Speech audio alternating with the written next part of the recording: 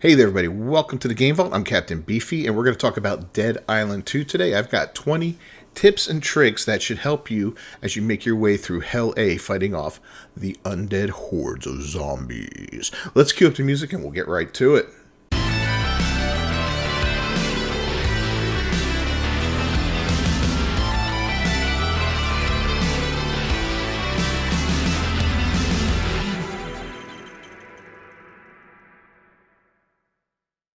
Okay, first off, take your time in this game and explore. Look in every nook and cranny as you make your way through the game.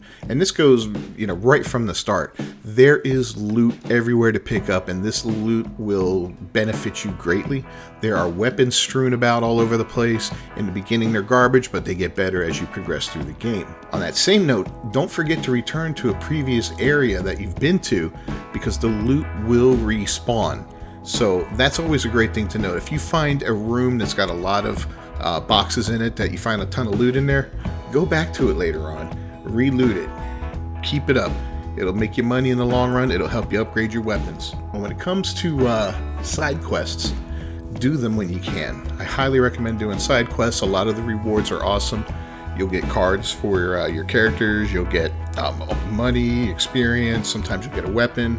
Side quests are fantastic and a great way to help build your character and keep you moving forward in the game. Sometimes you're going to come across a locked building, a door that you can't get through, something like that. It's going to require a key, but sometimes you can get around that. Walk around the building a little bit, check different access points to get into the room. Sometimes you can bust out a window or access a room in different ways than you normally would in a game. So don't be afraid to look around and try something different.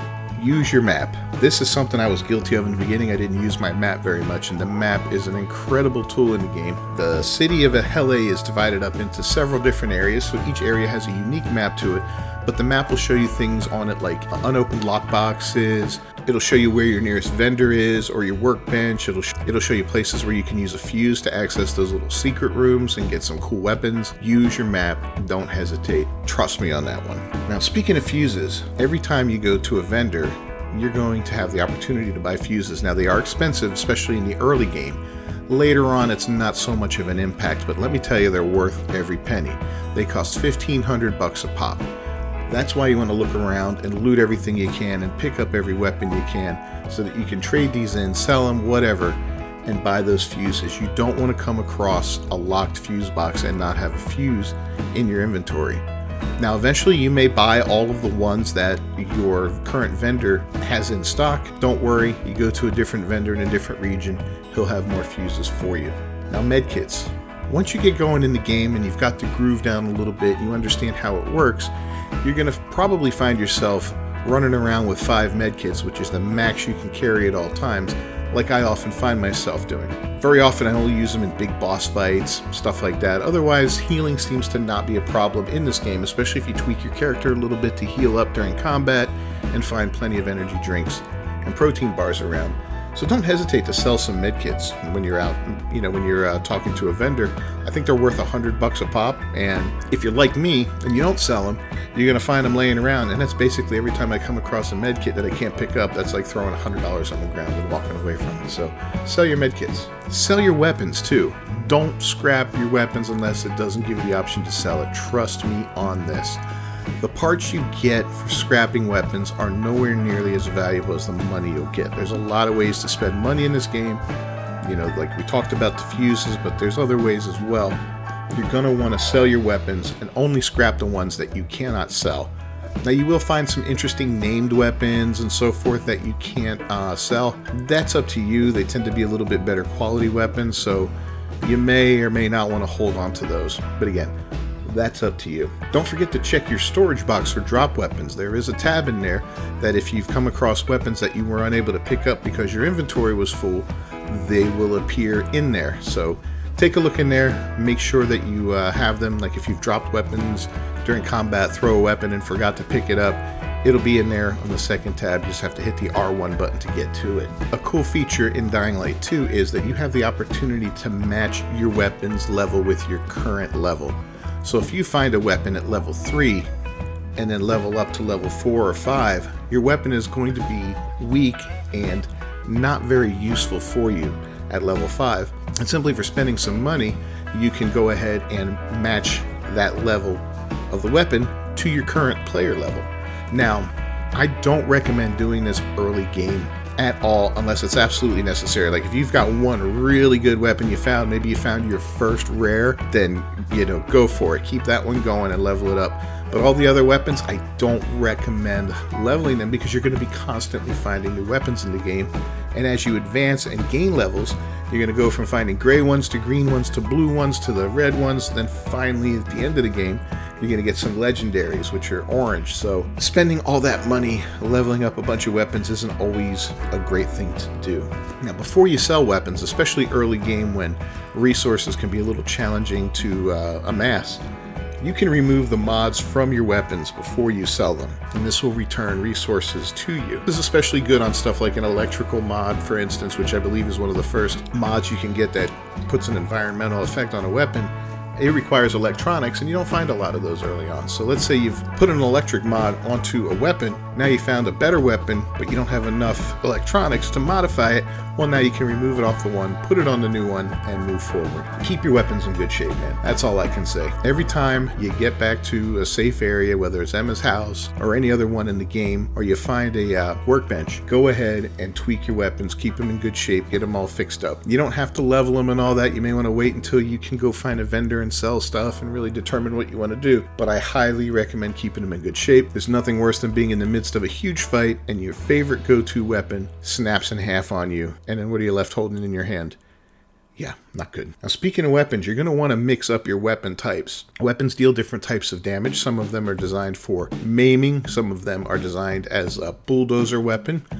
There's fast ones. There's all kinds of different ones. Then you have ballistic weapons, guns that you get later in the game, and you have several different types of those that use several different types of ammunition. It can get a little hairy, so you want to vary your weapon types, because different weapons work better against different types of enemies. For instance, a screamer suffers at the hands of a blunt weapon more than a sharp weapon. So these are good things to know and learn in the game.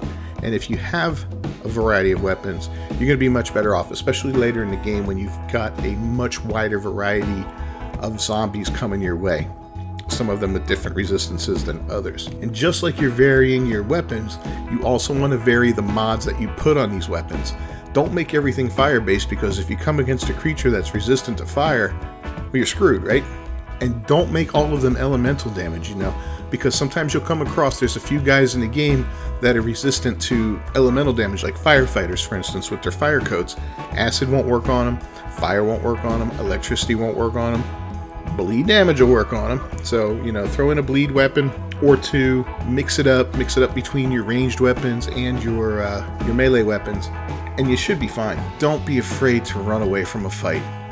Now, I've had my ass handed to me many times in this game, and it's not fun, but it's inevitable in a game like this, especially with the amount of enemies that can be thrown at you from time to time. Sometimes you just got to run them back a little bit, get out of the fray, take an assessment of what you got going on, maybe switch your weapon, maybe use one of your consumables, to throw a grenade or something to soften guys up, whatever. Don't be afraid to run away from a fight. Even if you got to run completely away and restart like a little side mission and all that, you'll get a little countdown timer saying 10 seconds. There's no shame in it. Leave the area, let the countdown go down, maybe go fix your weapons up, vary some stuff up, come back and try it again. The side mission or whatever mission you were on will relaunch again, and you'll be fine. Don't forget your curveballs in this game. I find myself doing that quite a bit. Curveballs are consumable items that you throw. They can vary from Molotov cocktails to sticky bombs to shurikens and all different kinds of little weapons and ways to deal damage and a variety of types of damage. They're limitless, so you'll never have to make more or buy more or find more around. The only thing is that they are on a cooldown timer, so when you use them, they're not going to be there to spam over and over again. Just remember that. Use them at good moments in a battle, and then move on. Go to your melee weapon or your ranged weapon, and continue fighting that way until they're available again.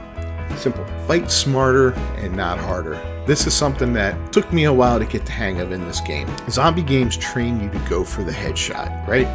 any zombie game we've ever played, it's, oh, you gotta shoot him in the head to kill him, shoot him in the head, hit him in the head, whatever. Dead Island 2 doesn't necessarily work that way. I find working the legs to be an excellent way to play this game, especially with certain types of zombies coming at me.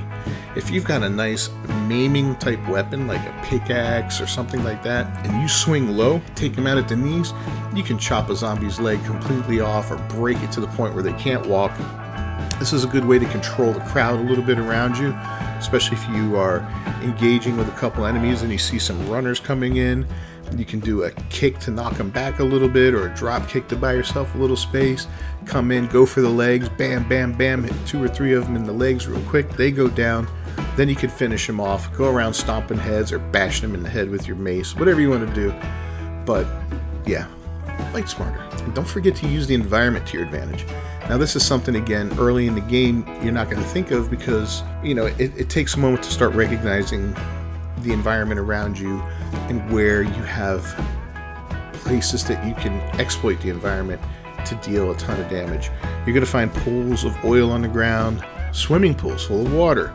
You're going to find water pools on the ground, car batteries, hoses that are, you know, turned off, but they're laying out there. Use these things, turn on the water, and use a weapon with electricity to hit that pool of water, and the zombies that walk into it will start taking shock damage, and you know, it'll wear down their health quite a bit, and it can help make things easier for you and save a little durability on your weapon in the meantime. And don't forget, there's a very important resource in this game, and it's something I didn't use enough in the beginning, but as I've advanced and been meeting up with more and more zombies of various types, it's called the Zompedia, and it's under, I believe, collectibles in your menu.